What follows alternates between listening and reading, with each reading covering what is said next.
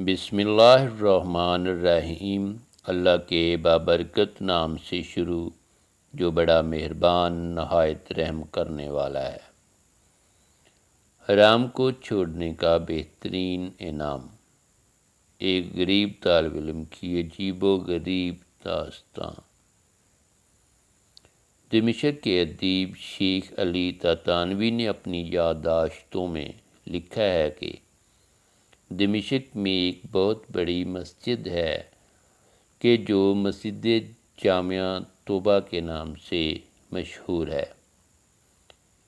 اس مسجد کا نام مسجد توبہ رکھنے کی وجہ یہ ہے کہ وہاں پہلے فحاشا و منکرات کا مرکز تھا۔ 7ویں ہجری میں ایک مسلمان بادشاہ نے اس کو خرید کر وہاں ایک مسجد تعمیر کرائی۔ ایک طالب علم کہ جو بہت غریب اور عزت نفس میں مشہور تھا، وہ اسی مسجد کے ایک کمرے میں ساکن تھا۔ 2 روز گزر چکے تھے کہ اس نے کچھ نہیں کھایا تھا اور اس کے پاس کھانے کے لیے کوئی چیز نہیں تھی اور نہ ہی کھانا خریدنے کے لیے کوئی پیسہ اس کے پاس تھا۔ تیسرے روز بھوک کی شدت سے اس نے احساس کیا کہ وہ مرنے کے قریب ہے۔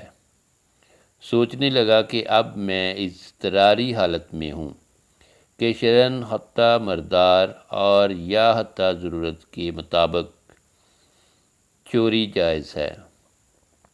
اسی بنا پر چوری کا راستہ بہترین راہ تھی۔ شیخ تاتانوی کہتے ہیں، یہ سچا واقعہ ہے اور میں ان لوگوں کو اچھی طرح جانتا ہوں اور اس واقعہ کی تفصیل سے آگاہ ہوں، اور میں صرف حقائق بیان کروں گا، نہ حکم نہ ہی فیصلہ۔ یہ مسجد ایک قدیمی محلہ میں واقع ہے اور وہاں تمام مکانات قدیمی طرز پر اس طرح بنے ہوئے ہیں کہ ایک دوسرے کی چھتیں آپس میں ملی ہوئی ہیں اور چھتوں سے ہی سارے محلے میں جایا جا سکتا ہے۔ یہ نوجوان مسجد کی چھت پر گیا اور وہاں سے محلے کے گھروں کی طرف چل دیا۔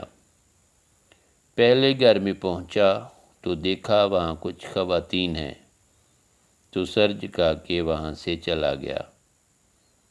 بعد والے گھر پہنچا تو دیکھا گھر خالی ہے، لیکن اس گھر سے کھانے کی خوشبو آ رہی ہے۔ بھوک کی شدت میں جب کھانے کی خوشبو اس کے دماغ میں پہنچی تو آہن ربا کی مانند اس کو اپنی طرف کھینچ لیا۔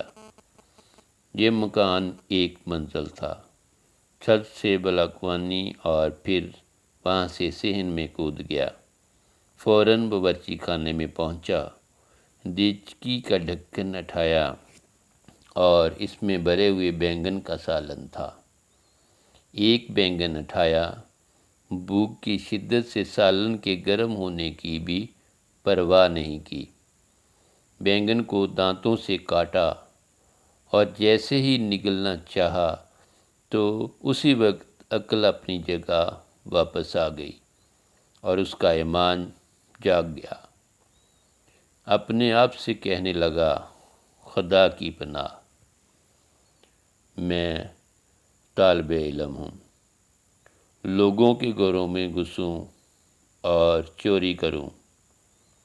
اپنے اس فعل پر شرمندگی آ گئی، پشیمان ہوا اور استغفار کیا اور پھر بینگن کو واپس دیگچی میں رکھ دیا اور جیسے آیا تھا ویسے ہی سراسیمہ واپس لوٹ گیا اور مسجد میں داخل ہو کر شیخ کے حلقہ درس میں حاضر ہوا۔ در حالیہ کے بھوک کی شدت سے سمجھ نہیں پا رہا تھا کہ شیخ کیا درس دے رہے ہیں۔ جب شیخ درس سے فارغ ہوئے اور لوگ متفرق ہو گئے تو ایک خاتون مکمل حجاب میں وہاں آئی۔ اس زمانے میں خواتین کا بغیر حجاب کے وجود نہیں تھا۔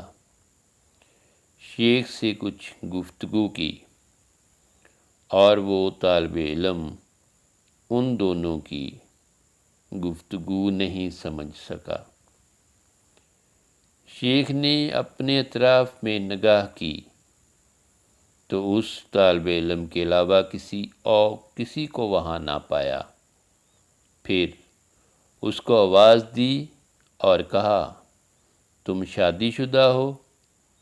نوجوان نے کہا، نہیں۔ شیخ نے کہا، تم شادی کرنا چاہتے ہو؟ جوان خاموش رہ گیا۔ شیخ نے پھر پوچھا، مجھے بتاؤ تم شادی کرنا چاہتے ہو یا نہیں؟ اس جوان نے جواب دیا، خدا کی قسم میرے پاس ایک لقمہ روٹی کے لیے پیسے نہیں ہیں، میں کس طرح شادی کروں؟ شیخ نے کہا، یہ خاتون آئی ہے، اس نے مجھے بتایا ہے کہ اس کا شوہر وفات پا گیا ہے اور اس شہر میں بے کس ہے، اور اس کا دنیا میں سوائے ایک ضعیف چچا کے کوئی عزیز و رشتہ دار نہیں ہے۔ اپنے چچا کو یہ اپنے ساتھ لے کر آئی ہے اور وہ اس وقت اس مسجد کے ایک گوشہ میں بیٹھا ہوا ہے، اور اس خاتون کو اس کے شوہر سے گھر اور مال وراثت میں ملا ہے۔ اب یہ آئی ہے اور ایسے مرد سے شادی کرنا چاہتی ہے جو شرعاً اس کا شوہر اور اس کا سرپرست ہو، تاکہ تنہائی اور بددیانت انسانوں سے محفوظ رہے۔ کیا تم اس سے شادی کرو گے؟ جوان نے کہا، ہاں، اور پھر اس خاتون سے پوچھا کہ تم اس کو اپنے شوہر کے طور پر قبول کرتی ہو؟ اس نے بھی مثبت جواب دیا۔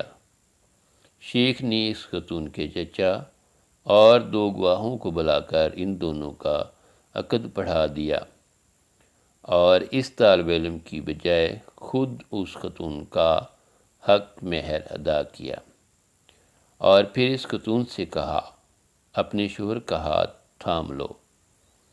اس نے ہاتھ تھام لیا اور اپنے گھر کی طرف اپنے شوہر کی رہنمائی کی۔ جب گھر میں داخل ہوئی تو اپنے چہرے سے نقاب ہٹا دیا۔ وہ جوان اپنی جوزہ کے حسن و جمال سے مبہوت ہو گیا، اور جب اس گھر کی طرف متوجہ ہوا تو دیکھا کہ وہی گھر ہے جس میں وہ داخل ہوا تھا۔ جوزہ نے شوہر سے پوچھا کہ تمہارے کھانے کے لیے کچھ لاؤں؟ کہا، ہاں۔ اس نے دیگچی کا ڈھکن اٹھایا اور بینگن کو دیکھا اور بولی، عجیب ہے، گھر میں کون آیا تھا اور اس نے بینگن کو دانتوں سے کاٹا ہے؟ وہ نوجوان رونے لگا اور اپنا قصہ اس کو سنایا۔ جوزہ نے کہا، یہ تمہاری امانت داری اور تقوی کا نتیجہ ہے۔ تم نے حرام بینگن کھانے سے اجتناب کیا اور اللہ نے سارا گھر اور گھر کی مالکہ کو حلال طریقے سے تمہیں دے دیا۔ بہت خوبصورت اور قابل تأمل۔ سبحان اللہ۔ جو کوئی اللہ کی خاطر کسی گناہ کو ترک کرے اور تقوی اختیار کرے تو اللہ اس کے مقابل میں بہتر چیز اس کو عطا کرتا ہے۔